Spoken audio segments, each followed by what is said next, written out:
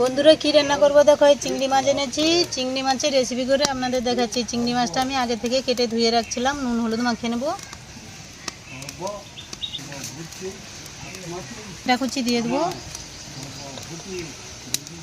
এখানে সব মশলা একসঙ্গে বাটা আছে, দিয়ে দেবো। পেঁয়াজ কুচি দিয়ে দেবো, তেল দিয়ে দেবো।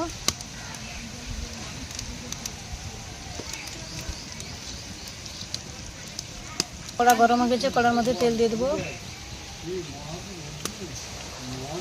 শুকনো লঙ্কা ফোড়ন করব। এবার মাখানা চিংড়ি মাছটা দিয়ে দেবো।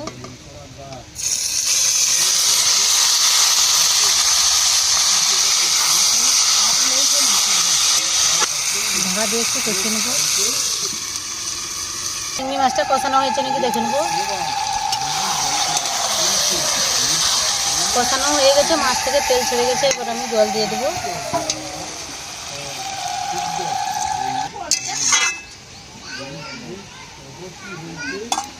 ঢাকা দিয়ে একটু ফুটিয়ে নেব। চিংড়ি মাছের রেসিপিটা হয়েছে নাকি দেখে নেব।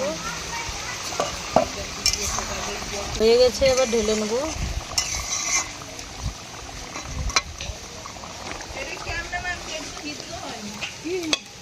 বন্ধুরা এই চিংড়ি মাছের রেসিপি করেছি। রেসিপিটা কীরকম হয়েছে আপনারা দেখে কমেন্ট করে জানাবে।